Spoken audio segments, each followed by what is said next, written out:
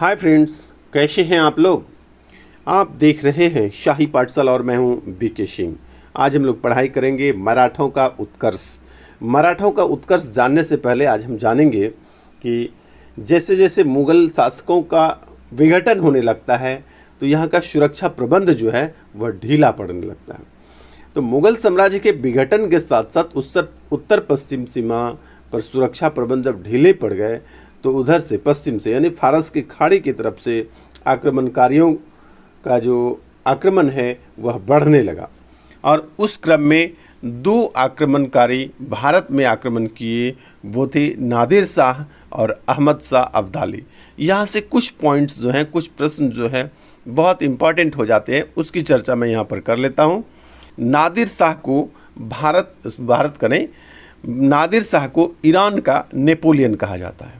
ये आपको नादिर शाह के बारे में याद रखना है, बहुत बार पूछता है कि ईरान का नेपोलियन किसे कहा जाता है, तो आपको बोलना है नादिर शाह को। किसको बोलेंगे? नादिर शाह को। ये है नादिर शाह। और नादिर शाह के बारे में एक और बात याद रखना होगा कि जब भारत पर नादिर शाह आक्रमण किए, उन्होंने काफ़ी लूटपाट मचाया और कत्लेआम किया।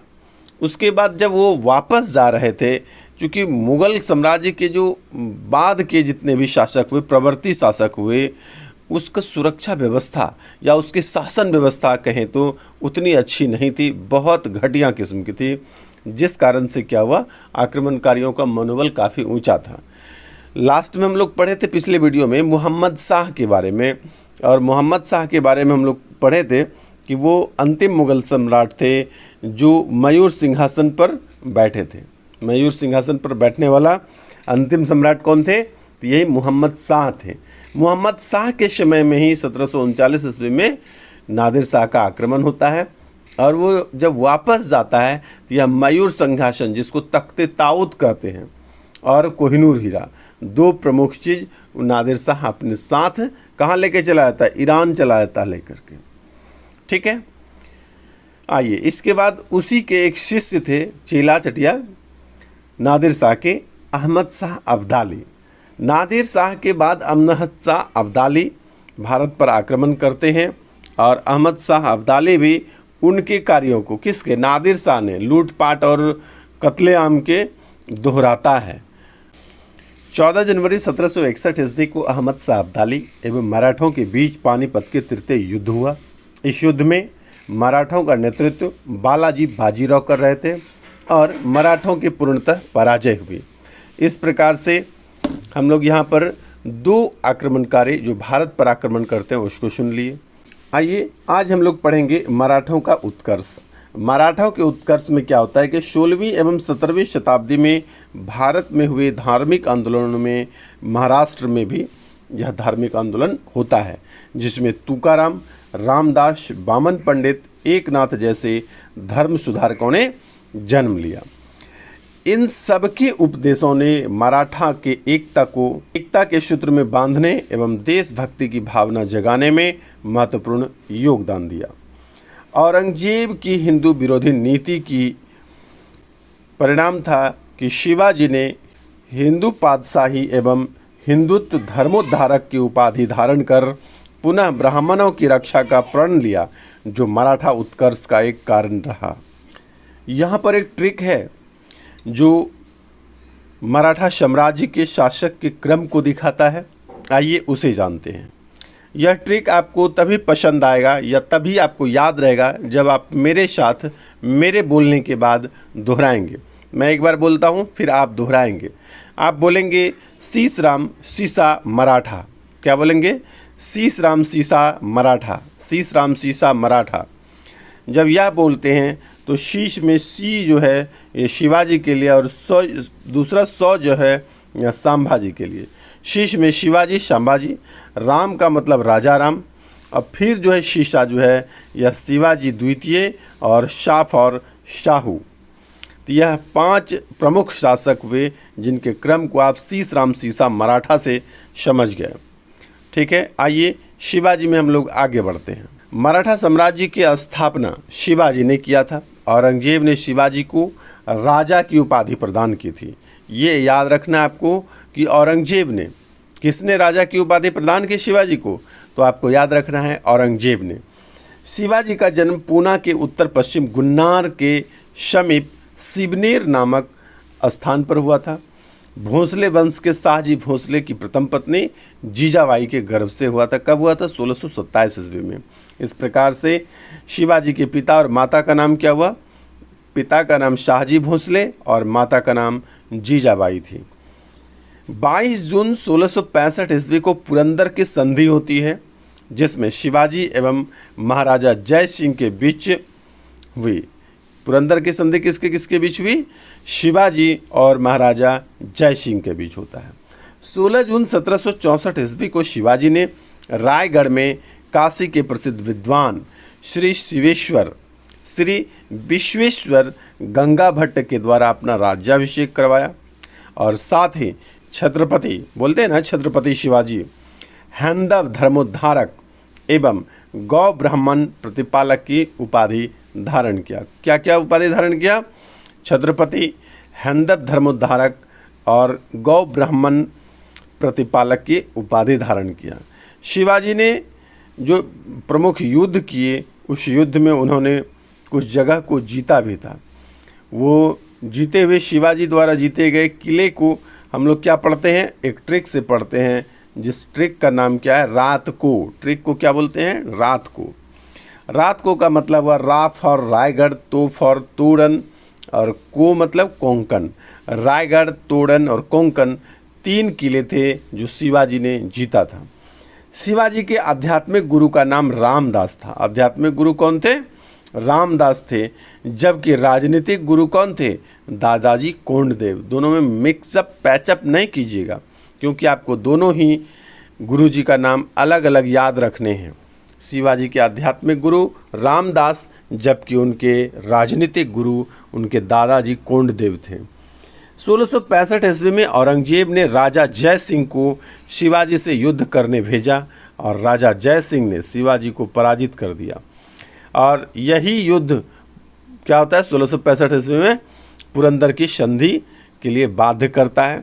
जो पीछे हम लोगों ने पढ़ा कि शिवाजी और राजा जय सिंह के बीच पुरंदर की संधि होती है, ठीक है। तो इसी पुरंदर की युद्ध के बाद सरदेशमुखी और चौथ 2 प्रकार के कर हैं, टैक्स। ये किसने लगाए थे? तो शिवाजी ने शुरू किया था इसकी शुरुआत। कौन कौन से कर? 2 प्रकार के कर आपको याद रखने हैं, सरदेशमुखी कर और चौथ जैसे 2 प्रकार के कर की शुरुआत किसने किया था? वह शिवाजी ने किया था। शिवाजी की सेना युद्ध में किस प्रकार के युद्ध शैली का इस्तेमाल करते थे? आपको यह याद रखना है, इसको बोलते हैं गुरिल्ला युद्ध या छापामार युद्ध शैली। शिवाजी की सेना किस प्रकार के युद्ध करते थे? तो गुरिल्ला युद्ध करते थे या छापामार युद्ध करते थे। यह आपसे पूछा जाता है कि गुरिल्ला युद्ध शैली कब प्रचलित थी, तो आपको बोलना है शिवाजी के समय में। शासन कार्यों में सहायता के लिए शिवाजी यहाँ पर थोड़ा सा मिस्टेक है, आप ध्यान रखिएगा, वो उसको ठीक कर लेना है। शिवाजी ने मंत्रियों की एक परिषद बनाई थी जिसको क्या कहते थे? अष्टप्रधान। यहाँ पर आप कमेंट करके हमें ज़रूर बताइए कि अष्टदिग्गज कहाँ पर रहते थे। यह बहुत इंपॉर्टेंट क्वेश्चन है और आप लोग बहुत कन्फ्यूजन भी यहाँ पर कन्फ्यूज कर जाते हैं कि अष्टप्रधान कहें कि अष्टदिग्गज कहें। तो आपको याद रखना है कि अष्टप्रधान शिवाजी में थे और इस अष्टदिग्गज कहाँ थे? आप लोग जब विजयनगर साम्राज्य पढ़ रहे होंगे तो वहाँ पर एक व्यक्ति आते हैं जिनको हम लोग बोलते हैं कृष्णदेव राय, और बहुत प्रतापी शासक हुए। कृष्णदेव राय विजयनगर साम्राज्य में सबसे महान शासक था और उन्हीं के शासन में, उन्हीं के साम्राज्य में अष्टदिग्गज हुआ करते थे। और शिवाजी में क्या है? अष्टप्रधान है, मंत्रियों की एक परिषद है जिसको क्या बोलते हैं? अष्टप्रधान कहते हैं। और अष्टदिग्गज कहाँ था? कृष्णदेव राय, ठीक है, कन्फ्यूजन बिल्कुल भी नहीं। आइए आगे बढ़ें। शासन कार्यों में सहायता के लिए शिवाजी ने मंत्रियों की एक परिषद बनाई थी जिसे अष्टप्रधान कहते हैं। अष्टप्रधान में 8 व्यक्ति शामिल थे। आइए समझते हैं कि ये 8 व्यक्ति कौन कौन थे। पेशवा प्रधानमंत्री होते थे, अमात्य वित्त मंत्री होते थे, मंत्री कौन होते थे? वाक्यान्विश गृह मंत्री, छत्रपति की सुरक्षा की जिम्मेवारी उनके पास होती थी। सचिव जो है शाही पत्राचार विभाग का देखरेख करने वाला होता था। सुमंत जो है या दबीर जो है यह विदेश मंत्री होते थे। और छठा कौन थे? सरे नौबत, जिसको प्रधान सेनापति कहते थे। और पंडित राव कौन थे? धार्मिक प्रधान पंडित राव होते थे। और न्यायाधीश कौन होते थे? न्यायिक प्रधान को न्यायाधीश कहते थे। इस प्रकार से अष्टप्रधान जो रहते थे उसका विवरण इसी प्रकार से है। औरंगजेब एवं संभाजी की सेना के मध्य 1665 ईस्वी में युद्ध हुआ। यह संघर्ष फरवरी 1689 ईस्वी में तब समाप्त हुआ जब मुगल सेनापति मुकर्रब खान ने संगमेश्वर में छिपे हुए संभाजी एवं कवि कलश को गिरफ्तार कर लिया। 21 मार्च 1689 ईस्वी को संभाजी की हत्या कर दी गई और उनके खाल में भूसा भरकर सरेआम लटका दिया गया। इसे इतिहास में एक बर्बर हत्याकांड के नाम से जानते हैं। यह बहुत ही बर्बरतापूर्वक हत्या थी जो पूरे मध्यकाल में कभी ऐसा नहीं हुआ था। आइए, संभाजी की मृत्यु के बाद मराठा क्षेत्र का अगला शासक राजा राम बनते हैं। हम लोग पीछे ट्रिक में भी शीशराम सीसा पढ़ चुके हैं। आइए आगे समझते हैं। और राजा राम काफ़ी दिन तक शासक नहीं रहते हैं। राजा राम की मृत्यु के बाद मराठा क्षेत्र का अगला शासक शिवाजी द्वितीय बनते हैं। लेकिन इसी समय मराठा क्षेत्र में उत्तराधिकारी का एक युद्ध छिड़ जाता है जिसमें अंतिम सफलता छत्रपति शाहू को मिलता है। बाजीराव प्रथम को ही लड़ाकू पेशवा कहा जाता है। आप लोग यदि फिल्म देखे होंगे तो वहाँ पर फिल्म में है बाजीराव मस्तानी में जिस बाजीराव को दिखाया गया है वही रणवीर सिंह जिसकी भूमिका में रहते हैं, क्योंकि इनका साम्राज्य कटक से लेकर के अटक तक फैला था। यही लड़ाकू पेशवा बाजीराव प्रथम साम्राज्यवादी शासक था। वह शाहू को संबोधित कर कहता था कि आओ हम पुराने वृक्ष की जड़ पर प्रहार करें और शाखाएं तो स्वयं ही टूट जाएगी। इसके जवाब में शाहू ने कहा, निश्चय ही आप मराठा पताका को हिमालय के उस पार गाड़ देंगे। आप योगी पिता के योगी संतान हैं। बाजीराव प्रथम ने हिंदू राज्य की स्थापना करने का अवधारणा पर जोर दिया और इसी कारण उसे हिंदू पादशाही की उपाधि धारण किया। बाजीराव प्रथम मस्तानी नामक महिला से प्रेम प्रसंग होने के कारण काफ़ी चर्चित रहा था। 1740 ईस्वी में बाजीराव प्रथम की मृत्यु हो जाती है। तो मैंने कहा भी था कि बाजीराव मस्तानी फिल्म जब आप देखेंगे तो वहाँ बाजीराव प्रथम को देखते हैं और मस्तानी से प्रेम संबंध को ही इस फिल्म में मूल रूप से दिखाया गया है। और भी बातें हैं, आप चाहें तो एक बार देख लीजिए, अच्छी फिल्में हैं। बाजीराव प्रथम के बाद बालाजी बाजीराव अगला पेशवा बनते हैं। 14 जनवरी 1761 ईस्वी को अहमद शाह अब्दाली तथा मराठों के बीच पानीपत का तृतीय युद्ध हुआ।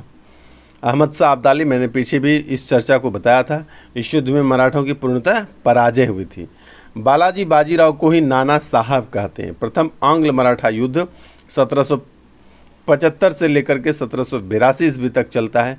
इस युद्ध में 1775 में अंग्रेजों द्वारा सूरत की संधि के बाद समाप्त होता है। तो यह आपको याद रखना है कि प्रथम आंग्ल मराठा युद्ध जो है किस संधि से समाप्त होता है। तो सूरत की संधि जब होता है तो फिर ये युद्ध समाप्त हो जाता है।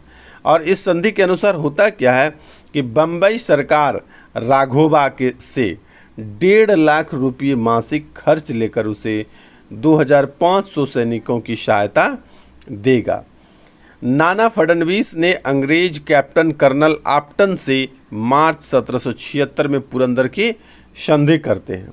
1779 ईस्वी में बड़गांव की संधि हुई जिसके तहत अंग्रेजों ने 1773 ईस्वी के बाद जीते गए सभी मराठा क्षेत्र को क्या किया, वापस कर दिया। इन सारी बातों को ना हम लोग मॉडर्न हिस्ट्री में भी पढ़ेंगे, क्योंकि जैसे अंग्रेज भारत पर आ जाता है तो वहाँ पर आधुनिक भारत का इतिहास शुरू होता है। आधुनिक भारत के इतिहास को हम लोग तुरंत शुरू करेंगे। आइए पहले कुछ मराठों के द्वारा किए गए प्रमुख कार्यों को यहाँ पर समझ लेते हैं। द्वितीय आंग्ल मराठा युद्ध कब होता है? 1803 से लेकर के 1806 ईस्वी के बीच होता है। और तृतीय आंग्ल मराठा युद्ध कब होता है? 1817 ईस्वी से लेकर के 1818 ईस्वी के बीच होता है। अब हम लोग आगे जो कुछ भी पढ़ेंगे वो आधुनिक भारत के इतिहास में पढ़ेंगे। मराठों के उत्कर्ष की मुख्य बातें यहाँ पर हम लोग देख चुके हैं, पढ़ चुके हैं। इस प्रकार से आज की वीडियो में इतना ही। अगले वीडियो में मिलते हैं हम लोग आधुनिक भारत के इतिहास के साथ, जब विदेशियों का आक्रमण होता है और भारत उससे किस प्रकार से जूझता है, उससे किस प्रकार से आज़ादी करता है, आज़ादी लेता है। इस बात को सीखेंगे अगले वीडियो में। तब तक के लिए धन्यवाद।